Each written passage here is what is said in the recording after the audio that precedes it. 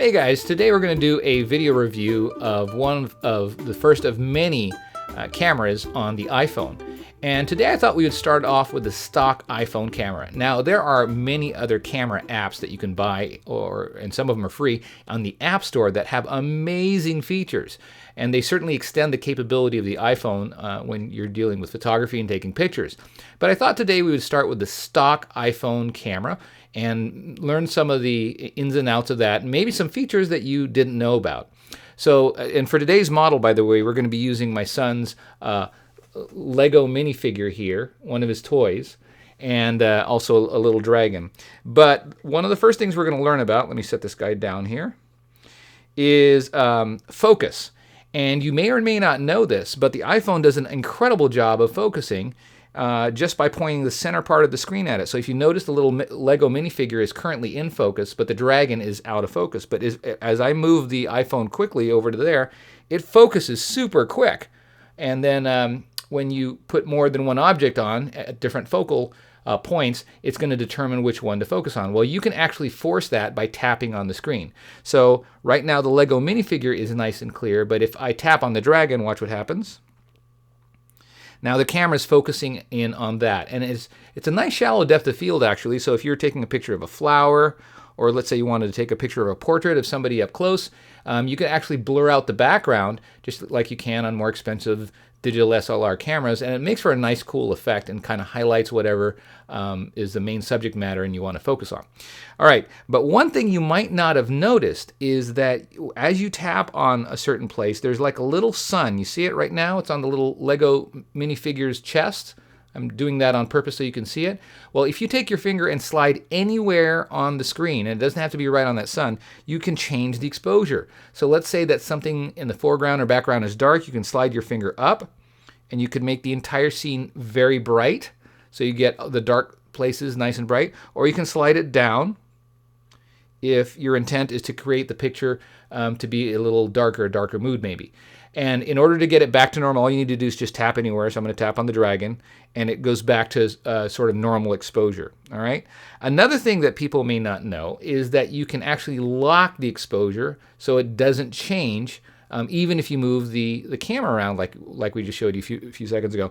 So in order to do that, what you do is you press and hold. So in this case, I'm going to do the Lego minifigure, and I'm going to press and hold on him. And you'll notice it says now up at the top, AEAF lock, and that's exposure lock. So now the exposure won't change even if I move the camera, and the focus won't change. So notice what happens if I go over to the dragon. It's still out of focus because it's locked in a certain focal plane right now. So it's not going to change. And once again, in order to get it back to normal, you just tap anywhere on the screen, and it will focus on wherever you tap. All right, so those are ways of focus and exposure. Let's take a look at some of the other features, which are pretty cool in this version of the camera. If you look up in the upper right-hand corner, you'll notice three little circles, sort of gray and different shades of gray. If you tap on that, what they are different filters. And you can see that they're noir, chrome, instant, tonal. So I'm going to tap on the one that says tonal on the sort of left-hand side. And now you can take pictures that are in black and white. All your controls are the same. You can still change exposure. You can still change the focus. But now you've got this really cool filter. I'm going to tap it again. And this time I'm going to go over to the one that says chrome on the upper part there. And it's very contrasty and saturated. So it's a different look and a pretty cool thing to do. Now, if you want to get it back, you'll notice those three circles. They're currently in color, which means one of the filters is operational, or it's in place. If you tap on those three circles and you tap on the center one, which is labeled none, then it isn't using any filter. And you'll notice that the three circles now become gray, and it means that no filter is being used. All right, let's go ahead and take a look on the left-hand side. There's several things, starting with the bottom.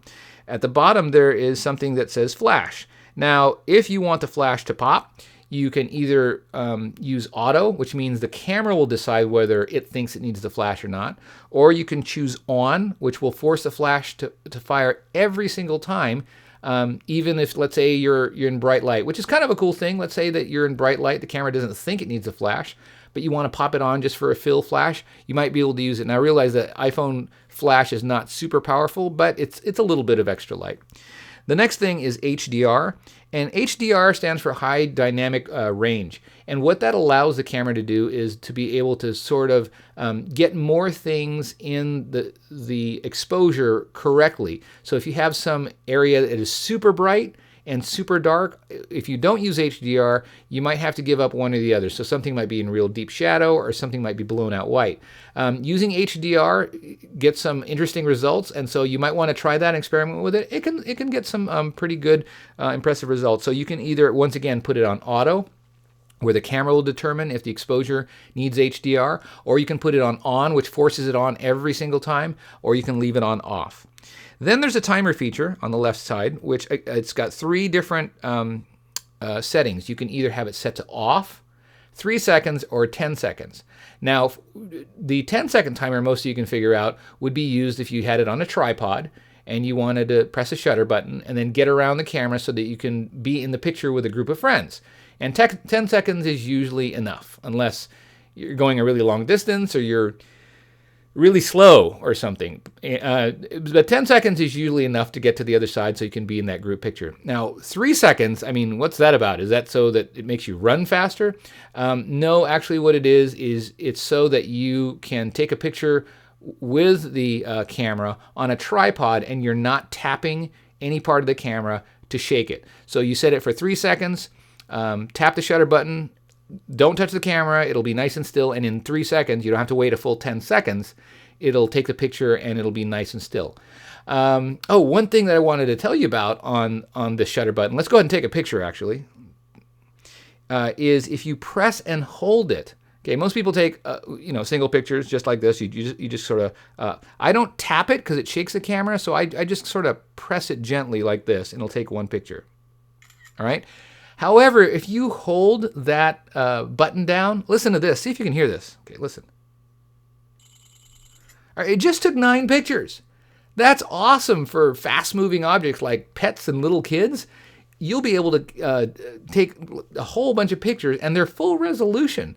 And I've used it, and it works really well, actually, quite impressively. And then you can select which ones you want to keep, or you can keep them all if you want, but you can select which ones you want to keep. Even for non-fast-moving objects, let's say you're taking a picture of a group of people, it's still very useful because if you only take one picture, the odds are that somebody, especially in a large group, might blink, right?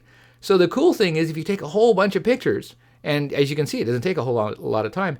You take a whole bunch of pictures, then maybe if somebody blinks, you can pick the one where they're not blinking. So it's very useful. By the way, if you use the timer, it also will take a whole bunch of pictures. I think like 10 pictures at one time. So if you do a self timer or if you use a 3-second timer, it'll take a whole bunch of pictures, and you'll be able to choose the best one from there. All right, let's take a look at some of the other features on the right-hand side. And as you know, right now it's very popular, especially with Instagram, to go square. So that's a 1:1 aspect ratio. So what you do is you just slide over the words, like right now it says photo and square, and you slide over to square and you get that nice square composition. So you could take pictures that way. All the controls, once again, work, the focus controls and things like that. And the other one, the only other photographic choice, because there are video choices on the iPhone, and they're fantastic. The slow-mo, the time-lapse, takes HD video, so it's really nice, actually. But the last photographic one is the pano. And pano is best when you take the camera and the phone and you tilt it in a portrait mode. So let's go ahead and go to pano here, slide it to pano. And then let's go ahead and turn the phone to portrait mode. All right, so now the phone is in portrait mode, and the reason is because you get a nice tall height on the picture, and you're definitely going to get the horizontal because you're going to be sweeping the camera. So you're going to sweep the camera from left to right like that, and it'll take a really large picture, like over 40 meg size picture. It's pretty impressive. But one of the things you want to do is make sure that you keep that arrow on that yellow line, and just try to keep it still. The camera does an excellent job of stitching it together. I've got some amazing pictures that I wouldn't have even been able to get with my professional DSLR camera by using the pano feature. Now, one thing that people may not know about is you can change the direction that you sweep from left to right or right to left if you just tap on that arrow. So if you tap on the arrow, now you can sweep in the other direction. If there's a reason why you would want to do that, so going left to right, like right to left. You can also, by the way, take panos in the horizontal mode. So let's go ahead and go in that direction. I'm going to put the camera on a horizontal mode. All right, now that we're in horizontal mode, you can also take panos this way, but I'm not sure what kind of object or picture you would take where you're taking a pano that is, super portrait, except maybe of a skyscraper, but that could make an interesting picture as well. So there you are. I'm going to go back to the normal photo mode. Those are some of the most common things that you should know about with your iPhone. The other thing also is when you pull the iPhone out of your pocket, you probably already realize that it is very possible for you to just swipe your finger on the little camera icon and get to this camera super quick, which is one huge advantage over all those other cameras that you can purchase, because there's no way to set them as the default camera.